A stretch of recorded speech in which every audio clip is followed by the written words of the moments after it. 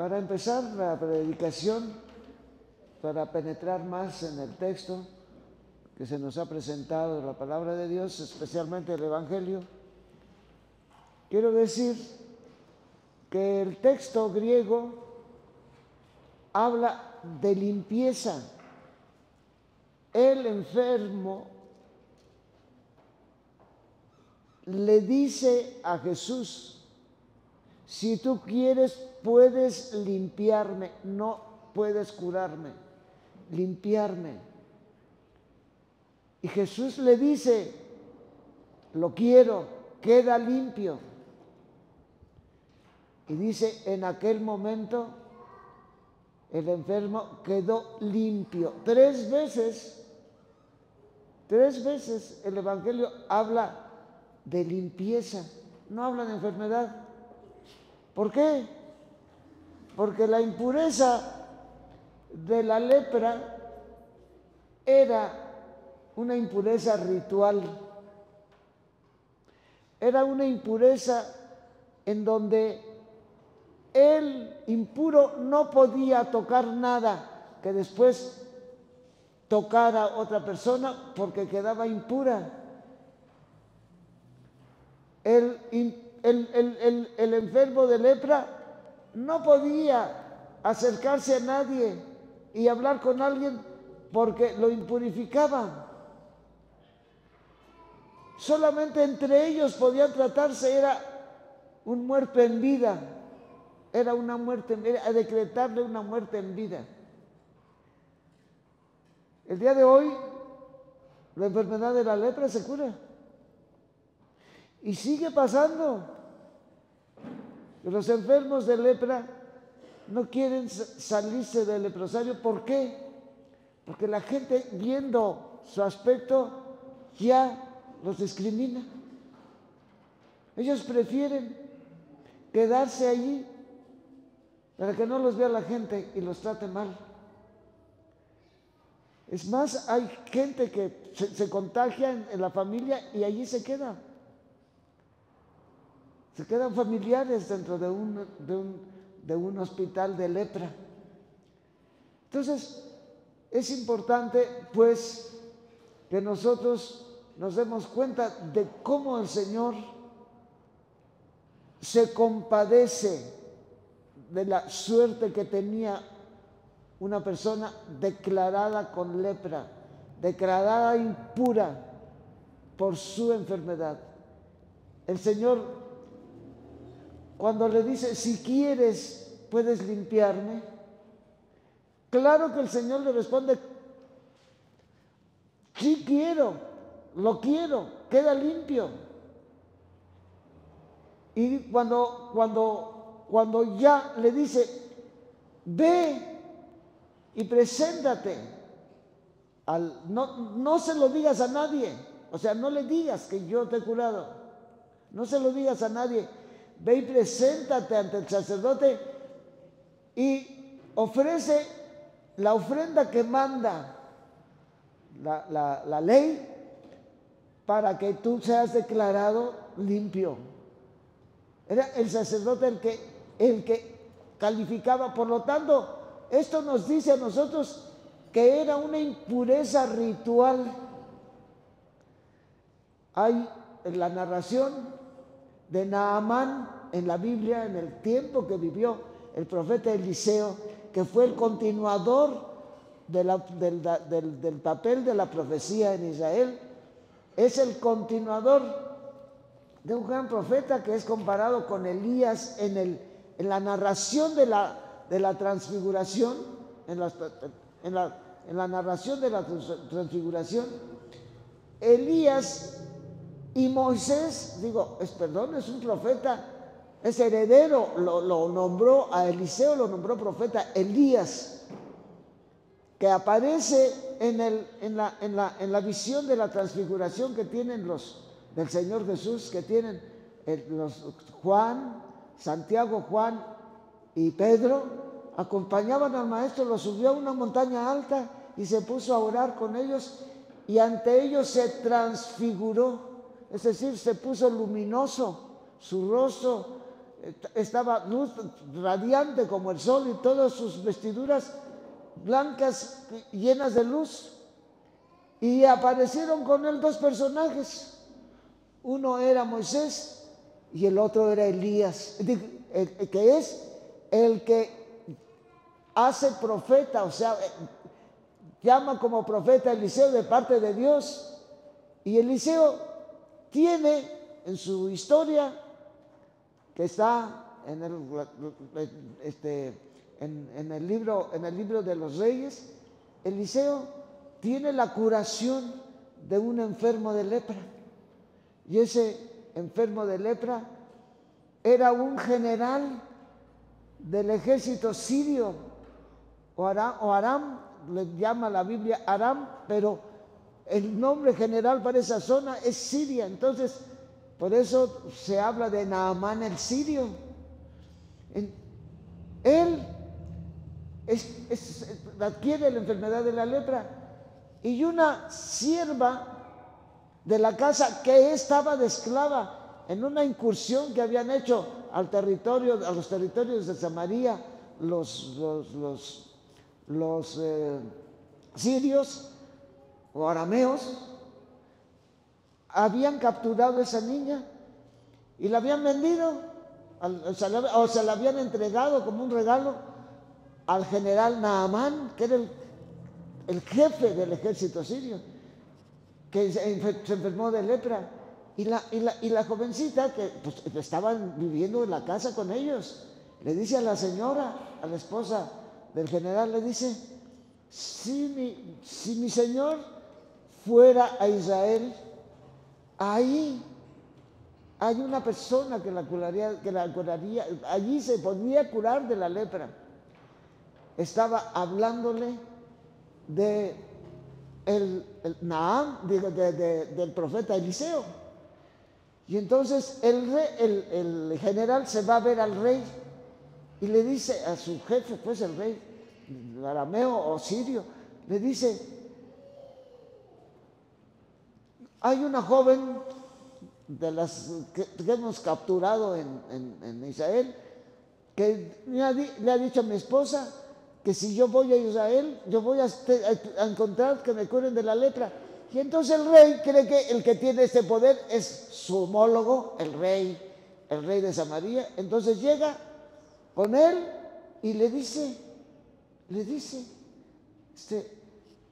que vengo a que me cures de la lepra, porque me han dicho que tú curas de... Y el otro, lo primero que dice: me quieren tomar el pelo, yo no puedo hacer eso. Va y les platica a sus colaboradores: me quieren meter en un lío, quiere tener una excusa el rey de Siria para invadirnos. Y le dice: entra de nuevo uno de los siervos del general, primero por una sierva de su casa, una pequeñita, le dice que vaya a Israel, y ahora es otro de los sirvientes de este general: mi señor, usted tiene responsabilidades ante el rey mucho más graves y las ha resuelto. Usted con lo que le manda a hacer el rey grave lo resuelve. Ahora que le está pidiendo esto una persona de aquí, que le ha dicho, se le ha dicho que él es el profeta Eliseo, es el que cura. Es que él creía pues era un personaje. Aquí está, cómo piensan en grande siempre los señorones. Entonces esperaba que saliera el profeta, le hiciera lo que decimos hoy, un saumerio allí, y se encara y le soplaron no sé qué. Y solamente porque le dice vaya que vaya, y le mandó a decir con un servidor de él, con un siervo, que vayas al río Jordán y te bañes 7 veces. Dice que no hay mejores ríos más caudalosos allá en en Aram, y no estas porquerías que es el Jordán. Y vuelve un servidor de él, ahora es otro servidor, el pequeñito. Señor, a usted el rey le envía a enfrentar cosas más graves, batallas enteras. Y ahora que le está pidiendo, el profeta le pide que se vaya a bañar nada más a un río, que no puede hacerlo. Y ella dice, bueno, pues voy. Se baña 7 veces y hasta la séptima bañada sale limpio. Y entonces se regresa y le quiere pagar porque lleva regalos. Dice, guárdate tu dinero, yo no lo hago por dinero, guárdatelo, le dice. Entonces sí habla con el profeta directamente y Eliseo le dice, no necesito tu riqueza, llévatela. Entonces le dice, ¿y me puedo llevar tierra de aquí para adorar al verdadero Dios que acabo de conocer? Porque yo sé que en el nombre de Dios he sido curado. Y llega a la fe ese general, porque lo curó de la lepra ese profeta, que es el Dios que anuncia ese profeta, y se llega convertido. O sea, no solamente ganó la salud, sino que se ganó la luz de no estar adorando ídolos. Entonces, aquí está el que siempre son los pequeños. Y nuestro Señor Jesucristo no hace ninguna así. Estaban acostumbrados, todavía en el tiempo de Jesús, había ritos, había cosas rituales para implorar la presencia de Dios, para que curara a un enfermo de lepra. Y los sacerdotes de Israel hacían todo un ceremonial litúrgico. Nuestro Señor simplemente le dice a este hombre, cuando le dice, y de rodillas, si tú quieres, puedes limpiarme, pero le habla de limpieza. Les estoy hablando el texto que nos presentan, la traducción que nos presentan en el texto bíblico el día de hoy, pues es una traducción que es para nosotros, para entender que es una enfermedad, pero en realidad lo que le dice el enfermo, el de lepra, dice, si quieres puedes limpiarme, quiero, queda limpio, y quedó limpio. O sea, lo que nuestro Señor nuestro Señor no necesita de rituales, no necesita de Él personalmente, y también este hombre personalmente. O sea, lo que nuestro Señor nos pide, pero además nos dice, se llenó de compasión, sus entrañas lo vieron y sabía cómo tenía que vivir. Solo los enfermos de lepra en el tiempo de Jesús estaban separados totalmente de su familia, separados del pueblo, y solo entre ellos podían hablar. No podían ni hablar, no podían entrar al templo, no podían dirigirse a Dios en el templo, eran personas muertas en vida. Y nuestro Señor siente compasión de la misma manera que sintió compasión, y lo dice la Biblia, cuando lo siguió por 3 días seguidos, lo siguió la gente que no comía. Nuestro Señor sintió compasión de esa gente que no tenía ni siquiera para comprar comida, e hizo la multiplicación de los panes por compasión con ellos. O sea, esto es lo que nos enseña el Evangelio profundamente, que nosotros debemos sentir que se nos mueve el corazón, que se nos mueve el alma desde adentro, para nosotros ser bienhechores, ser autores ante nuestros gobiernos, ante los jefes, para que deje de haber lo que hay, movernos a darle vida digna a las personas. Nosotros vivimos con una serie de irregularidades desde los gobiernos que se hacen. Aquí, por ejemplo, le imponen un rector a la universidad, y se lo imponen desde el gobierno del Estado. nombran de rector, ponen un solo candidato. Siempre les han puesto varios candidatos para que los alumnos elijan. Ah, no, ahora les imponen un rector. Pues claro que los muchachos están allí haciendo ese movimiento.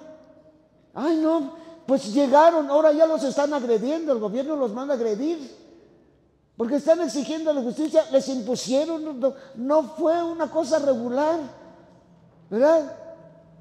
Yo me acerqué a ellos ya, pues ya me reclamaron y me mandaron una persona con autoridad a reclamarme, porque yo estoy, óigame, y además a esa persona le dijeron que había habido como unos 5 candidatos, pues unos candidatos que fue uno solo. Entonces, que vengan.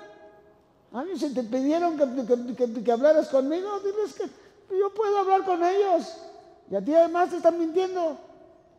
Entonces, hermanas y hermanos, veamos que tenemos que ser conscientes de que quieren siempre los gobiernos injustos no son injustos sin tener cómplices. Entonces, hermanas y hermanos, aquí debemos entender nuestra responsabilidad cristiana. Nosotros tenemos que ser ciudadanos de una pieza. Nosotros tenemos que estar al tanto. Tenemos que movernos. Nosotros no podemos ver sin compasión todo lo que sufren las personas pobres, todas las desigualdades que hay en México. Y nosotros estamos acostumbrados a eso. Sí, las miserias de salarios, ya el salario mínimo ya lo declararon más arriba. Por favor, la diferencia que hay entre el salario mínimo que gana un trabajador en México y lo que ganan los diputados, los senadores. Ahí están, la Suprema Corte de Justicia ya nos dijeron, ahí está el presidente de la República diciendo que esto se cumpla porque por ley, pues ya va, entre las leyes se quiere reformar, que no ganen más los funcionarios de gobierno federal o de ningún funcionario, no ganen más que el presidente. Y esto los de justicia, la administración de justicia tiene un sueldazo cada uno y tienen unos servicios, se los van a quitar. Tienen servicios privados, o sea, tienen derecho a seguros médicos de paga, los que administran la justicia. Estas cosas, hermanas y hermanos, tenemos que nosotros aprender como ciudadanos que Dios nuestro Señor lo que quiere es la igualdad de todas y de todos. Nuestro Señor a todos nos ve la misma dignidad. No podemos nosotros ver así como lo normal, que la gente con salarios de miseria, mientras los que les gobiernan. Bueno, yo conozco a un amigo que le pidió, cuando supo, él se quedó sin trabajo y en ese momento un amigo suyo llegó a tener un alto puesto dentro del gobierno y le dice, oye, por favor, ¿no me puedes dar el trabajo como uno de los colaboradores de tu staff? Sí, le da un trabajo no de portero, de colaborador, de calidad. Pero él, cuando termina ya su trabajo, él vivió para su familia, pero siempre de su salario que le daban. Y luego cuando este amigo suyo, pues tiene un cargo más alto, probablemente, no me acuerdo ya, dentro de la Cámara, al menos la Cámara del Estado, y entonces le vuelve a pedir trabajo y dice, yo te di el otro trabajo para que te enriquecieras. Pues, ¿qué tonto fuiste? No, pues, no guardaste la oportunidad, sigues igual de amolado. Si yo te puse allí, ay, cómo eres tonto, pues sí te voy al trabajo, pero fíjate nomás cómo piensan. Esto me lo contó el que estaba pidiendo ese favor, dice, qué tonto, sí te puse para que te hicieras rico. Fíjate nomás, la mentalidad. Y esto, con estos oídos que se debe tragar la tierra. Y la persona, que él mismo se quedó así. Entonces, hermanas y hermanos, qué necesario es que nosotros nos demos cuenta que estamos en el mundo para que se propaguen los valores morales en la sociedad. Nosotros no debemos ser perros mudos.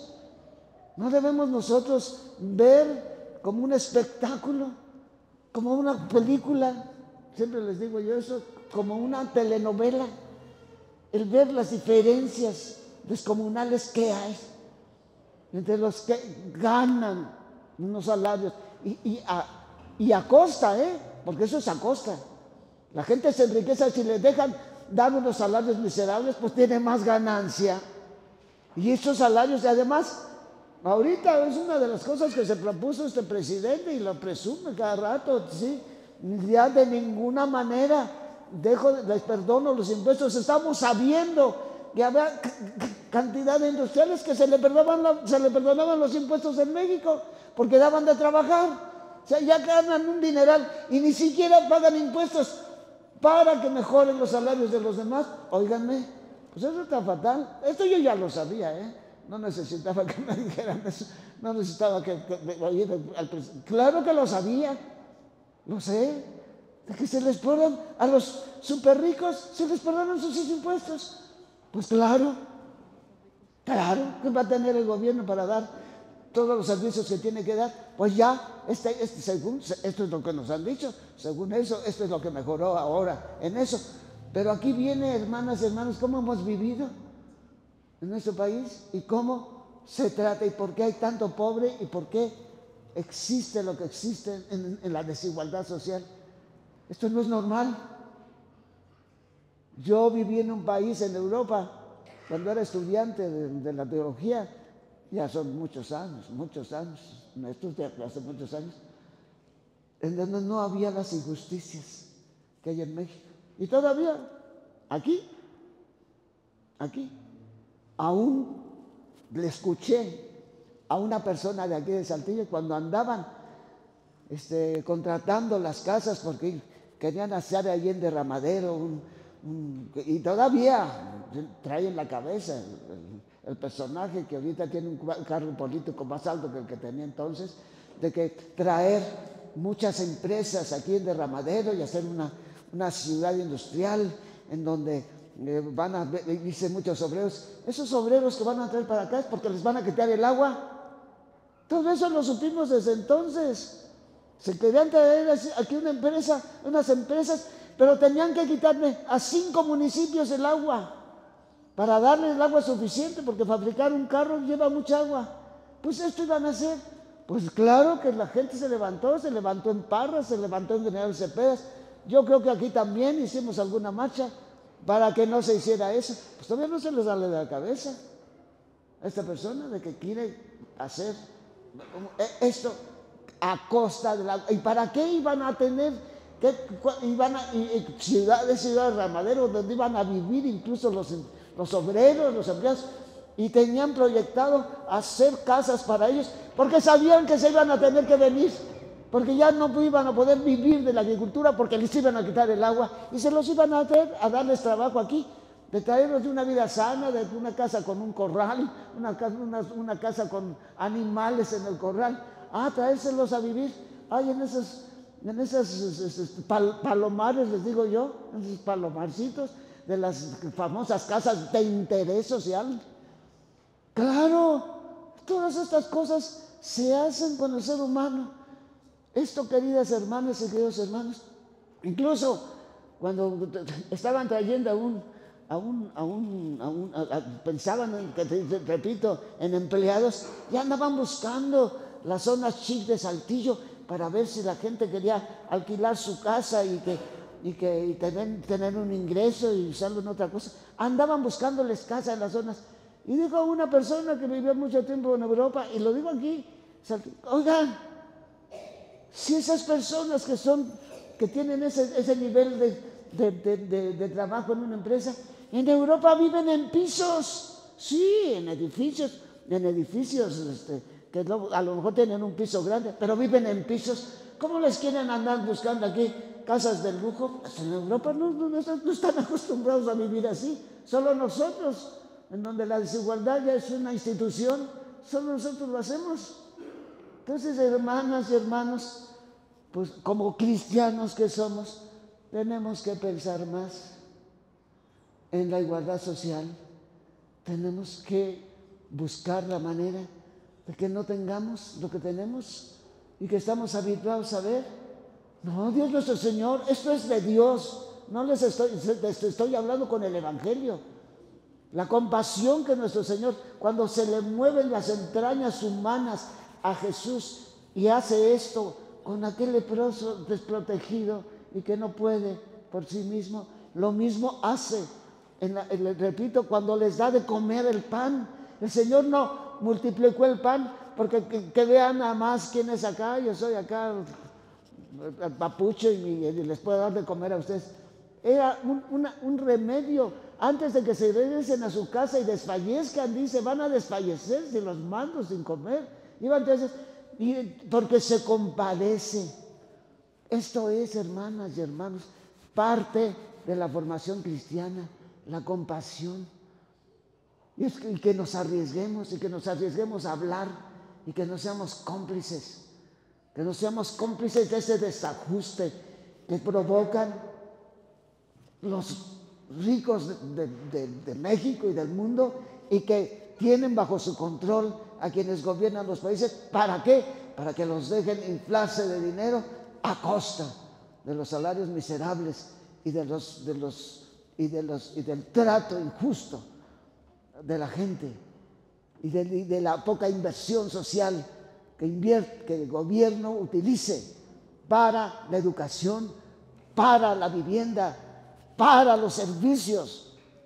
Yo cuando llegué aquí, yo me encontré con barrios que no tenían ni siquiera para tener un puente. Las muchachas que trabajaban y que tenían que pasar un arroyo, a bajar a una barranca, muchas violadas. ¿Por qué? Porque el gobierno municipal, que le cambiaba el piso cada año en muchas partes del centro, no tenían para ponerles un puente. Estoy hablándoles de Saltillo. Yo hace 23 años que yo llegué a Saltillo, les estoy hablando de este milenio, en donde no había servicio para los barrios de la orilla de la ciudad, pero sí había dinero para los lugares en donde paga bien la gente sus impuestos porque tienen que pagarlos. Allí sí. Hermanas y hermanos, contra esto tenemos que luchar. No les estoy diciendo, van a decir, pues crear conciencia. Y yo les garantizo que si unos gobernantes asumen el cargo en gente que tiene conciencia, no lo dejan hacer los desajustes que ante personas ajenas al bienestar de los demás votan por quien sea y después no les importa. No, esto no. De eso le vamos a dar cuentas a Dios. No. También de cómo ejercimos nuestra condición ciudadana para que la justicia impere. Son valores que nuestro Señor pide. Y estos evangelios que nos hablan de la compasión del Hijo de Dios, el Señor sigue teniendo compasión de sus pobres. ¿Y cómo vamos a ver nosotros? Y no se crea, nuestro Señor no le pone condición. A los pobres no le pone condición de credo. Nuestro Señor va a recibir a los pobres en el cielo porque aquí en la tierra no tuvieron la justicia que tenían. Y de todos los credos, los pobres de todos los credos van a entrar, a no ser que haya criminales entre ellos, que se hayan convertido en criminales, pero un criminal ya le dan un dineral porque mate, ¿verdad? Ya el arma que trae para matar ya no cuesta tres cacahuates. Pero los pobres, que son la gran mayoría de los pobladores de nuestra patria y la gran mayoría de los pobladores del mundo, nunca dejan de estar en la presencia de Dios. Y de acuerdo a las responsabilidades, nuestro Señor va a juzgar también de los resultados que da esa miseria. Así, Tienen que pensar. Yo cuando veo a los ricos que siguen, acumule y acumule dinero, sobre todo los ricos notables, que pues le digo, pero que no piensas de dónde viene ese dinero que tienes tú, y que hay alguien en el cielo que te va a juzgar. Piénsalo. Y si tienes autoridad sobre los gobernantes, pues diles que gobiernen como deben gobernar. Esto es, sí hay gente con mucha conciencia, yo lo sé, yo conozco gente muy consciente, ¿cómo no? Y que se preocupa de los salarios dignos de sus obreros, sí, yo no digo que no haya cero, pero son contados, claro que sí. Entonces, hermanas y hermanos, cuando nuestro Señor nos habla como nos habla hoy, cómo Él se conmueve, tiene compasión, así como se portó con este pobre y se comportó con aquellos pobres que tenían hambre. Y cuánta gente la llevaban, cuánta gente. Nuestro Señor acaba de presentarnos el Evangelio, que de todos lados venían a traerle gentes que fueron y se amontonaron afuera de su casa cuando supieron que estaba allí, en el pueblo de Cafarnaúm. Hace 8 días se nos presentó, y que le fueron a decir ese evangelio, que le fueron a decir sus discípulos: Señor, regrésate, en Cafarnaúm te están buscando todos. No, yo tengo que predicar en todos los sitios, tengo que predicar. Y su predicación la acompañaba con las obras, porque simplemente allí en Cafarnaúm fueron y le llevaron cantidad de enfermos a la puerta de la casa, cantidad de endemoniados. Una cosa en la que hace mucho hincapié. Hoy no nos habla de endemoniados Marcos, pero nos habló en 2 domingos pasados de endemoniados. ¿Qué era un endemoniado? Era un poseso del demonio que era tratado de la manera más miserable por el demonio. Eran enfermos de su interior, enfermos que se hacían daño ellos mismos. Esto es un endemoniado. Nuestro Señor viene a implantar el reinado de Dios. Ahora, los endemoniados no son gente fuera de sí, son gente que sabe que está dejando en la miseria a su pueblo. Esos sí son endemoniados de otra manera, pero son endemoniados también. Ni modo. Si su afán es el dinero, si su afán es la riqueza, y trabajan para que los salarios sean bajados en las cámaras, eso, hermanas y hermanos, no están hablando de la voluntad de Dios. Eso es movido por la ambición del dinero. Entonces, hoy de otra manera se presentan los malos. Entonces, en lo que Jesucristo viene a enseñar, que Él viene a implantar el reino de Dios, es el reinado del bien, es el reinado de la justicia, es el reinado de la verdad, y sus seguidores debemos ser los que operemos esto. Esto es una obligación cristiana. Y yo no se los estoy diciendo así porque lo tengo que hablar así, porque, hermanas, a ver, Raulito, ven para acá. Me va a decir el Señor cuando llegue: si tú querías quedar bien con tus feligreses, y que, ay, mira qué chulo fue el obispo, mira qué bonito, pero nunca hablaste con la verdad. ¿Sabes qué? Mira nada más todo lo que había allá en tu diócesis, y mira, no hiciste nada. Yo sinceramente lo digo, hace buen rato, yo todavía ni siquiera era obispo cuando empecé a entender el Evangelio y empecé a entender muchas cosas, en donde yo tuve que hacer opciones de vida, que finalmente me llevaron Dios me trajo a servir en esto. Pero yo desde antes de entrar, desde la universidad, yo ya recibía, gracias a Dios, el Evangelio por medio de los dominicos. Entré a esa orden precisamente para predicar el Evangelio, que estaban allí a la orilla de la universidad, estaban fuera, pero muy así, nada más había una barda y adentro estaba la Universidad Nacional, y ellos nos enseñaban la verdad de nuestra profesión, la verdad de lo que era México. Yo le doy gracias a Dios que yo los conocí, y yo me comprometí mucho dentro del movimiento universitario del 68. Yo era un pasante, pero estaba en la universidad haciendo mi tesis, y ahora entiendo estos jóvenes, yo por eso los voy a ver. entiendo estos jóvenes, cuando yo era joven como ellos, yo también hice marchas, yo también me tocó ver con dolor la matanza del 2 de octubre y no estuve en el 2 de octubre porque Dios que me quería para otra cosa, pero ese 2 de octubre yo a la misma hora que empezaba la marcha yo tenía cita, la manifestación en la Plaza de las Tres Culturas, yo tenía cita en la universidad porque el ejército estaba ocupando la universidad cuando yo tenía que hacer mi examen profesional. Y el 2 de octubre de 1968 me dieron la cita para ir a que me reprogramaran mi examen profesional. Yo necesitaba tener mi examen porque había oportunidades de trabajo para mí. O también ya traía medio en la cabeza la opción de serme fraile. Entonces, la traía, todavía no lo había decidido.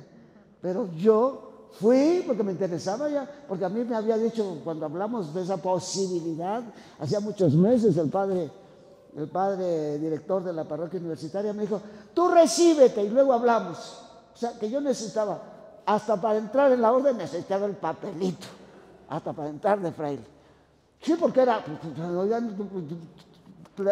el Estado invirtió en ti y te vas a venir de fraile. Cuando estás a punto de tener el papelito, pues no.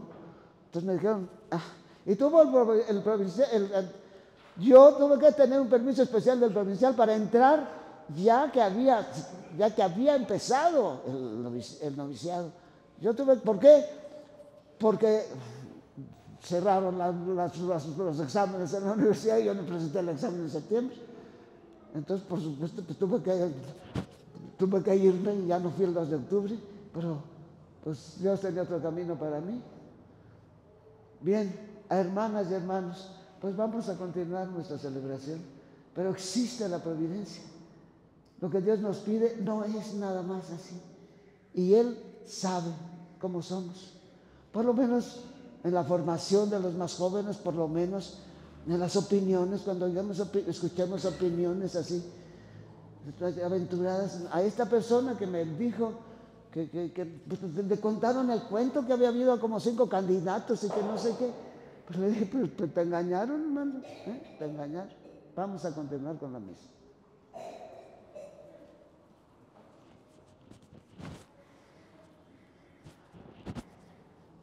Bueno, yo les invito a que se pongan de pie y que hagamos nuestra profesión como se hace la profesión de fe cuando ustedes van a bautizos o como cuando vamos a hacer hoy así nuestra profesión de fe, porque ya yo no pensaba ser tan largo, pero pues